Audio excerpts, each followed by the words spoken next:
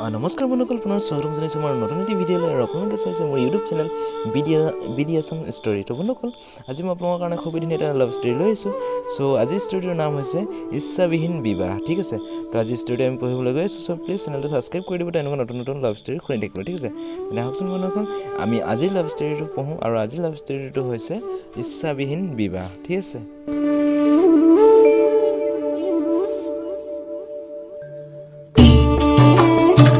ৰূপালী আৰু তেওঁৰ 3 বছৰীয়া সৰু ল'ৰাটিক লগত লৈ মাকৰ ঘৰত আলহী খাবলৈ আহিছে। আজি 3 দিন মানেই হ'ল মাকৰ ঘৰত আলহী খাব অহা। হাঁহি ফূৰ্তিৰে মাকৰ ঘৰত ৰূপালীয়ে তাইৰ সৰু ভনীৰ লগত বহি ৰবাব টেঙা কাটি আছিল। সেইখিনি সময়তে ৰূপালীয়ে ফোন আহিলে যে তেওঁৰ গিৰিয়েক হেনো প্ৰেছাৰ উঠি বাগৰি পৰিছে। এতিয়া তেওঁ হস্পিটেলত ভৰ্তি কৰোৱা হৈছে। পাৰে যদি আজিয়ে তাইক গিৰিয়েকৰ ঘৰলৈ যাবলৈ ক'লে। ৰূপালীৰ মনটো অলপ বেয়া লাগিল যদিও টেঙাটো খাই নিশ্চিন্তমতে সুস্থিৰ হৈ গা পা ধুই ঘৰত যাবলৈ ওলালে। ৰূপালীৰ বাপেকে তিনিআলি পিনে আগুৱাই থ'বলৈ চাইকেলখন উলিয়ালে। পিছে বাটেৰে ৰমেন নামৰ ল'ৰা এজনক লগ পাই তাৰ বাইকত ৰূপালীক তুলি দিলে। যিহেতু ৰমেন চহৰ পিনে যায়, সেইবাবে তাৰ বাইকতে ৰূপালীক তুলি দিলে। ইফালে ৰূপালী গিৰিয়েকৰ মৃত্যু কেতিয়াবা হৈছে। ফোন কলটো অহাৰ আগতে কিন্তু ৰূপালী মনৰ ভাৰসাম্যতা ৰাখিবৰ বাবেহে হস্পিটেলত থকা বুলি কৈছে। সময় 3 ঘণ্টা গলি গ'ল। ৰূপালী ঘৰ গৈ পোৱা নাই। ইফালে মৃতদেহ সৎকাৰৰ সময় উকলি যাব ধৰিছে।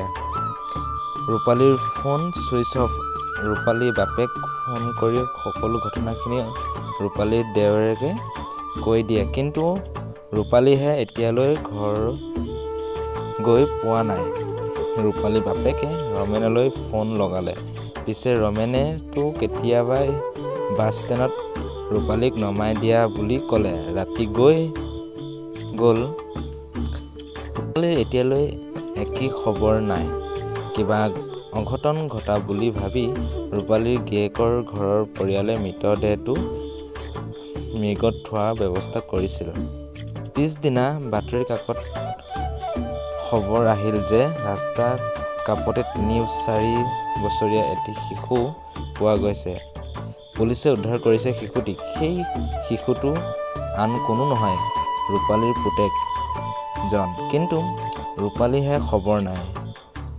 ঘটনাটো কোনোবা ফালে মৰ যোৱা বুলি ৰূপালী গিৰিয়েকৰ পৰিয়ালে এজাহাৰ এখন দিলে আৰু তাইক বাট নেচাই গিৰিয়েকৰ অন্তিম সৎকাৰ কৰিলে।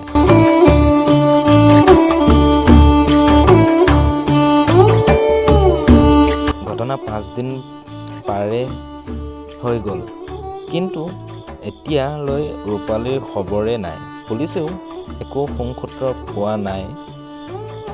6ষ্ঠ দিনৰ দিনাই ৰূপালীৰ লাপাতাৰ কথা টিভিত পেপাৰৰ সকলোতে ফটোৰ সতে খবৰ ছপাই দিলে ছ'চিয়েল মিডিয়াতো।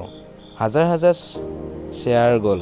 অৱশেষত 13 দিন পাৰ হৈ যোৱাৰ পিছত ৰূপালীৰ খবৰ আহিল। তাই কোনো দুৰ্ঘটনাত নোহোৱা বাই বৰঞ্চ নিজৰ ইচ্ছামতে আনৰ লগত বিয়া হ'বলৈ পলাই গৈছে।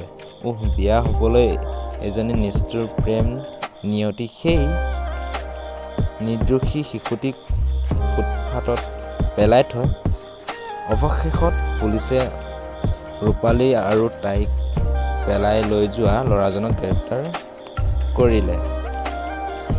সংবাদ মাধ্যমৰ প্ৰশ্ন উত্তৰত ৰূপালী সকলো কথা খুলি ক'লে যে তাই জবৰদস্তি অম্লানলৈ বিয়া দিছে। ৰূপালীৰ পৰিয়ালে কাৰণটো তেওঁৰ বহুত ধন সম্পত্তিৰ টকা পইচা মালিক আছিল।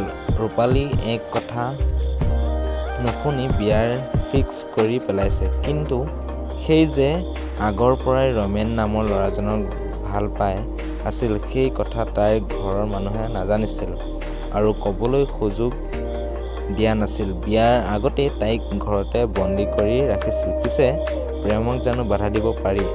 বিয়াৰ পিছতো সিহঁতৰ মাজত লিলিমাই চলি আছিল।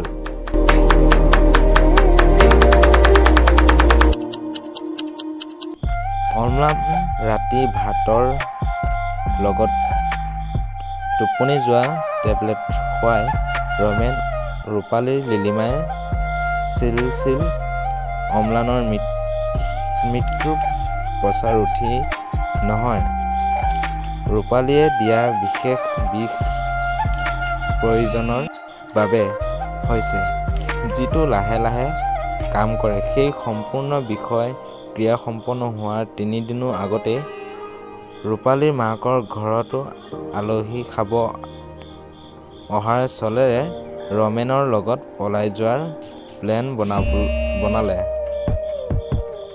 আৰু প্লেন ছাকচেছ হৈছিল। কিন্তু দুৰ্ভাগ্যজনকটো ধৰা পৰিল।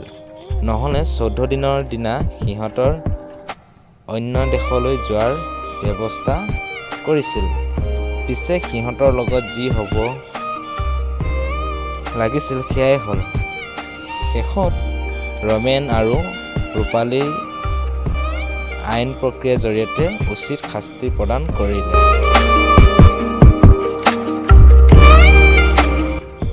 এয়াই আছিল। তো বন্ধুসকল, আজিৰ ষ্টৰিটো ইমানেই আছিল। চ' আপোনালোকে শুনি কেনেকুৱা পাইছে মোক প্লিজ কমেণ্ট বক্সত কমেণ্ট কৰি জনাব। লগতে আপোনালোকে এনেকুৱা নতুন লাভ ষ্টৰি শুনি থাকিবলৈ মোৰ চেনেলটো ছাবস্ক্ৰাইব কৰি দিব। ঠিক আছে তেন্তে বন্ধুসকল, আজিলৈ ইমানেই। Thank U.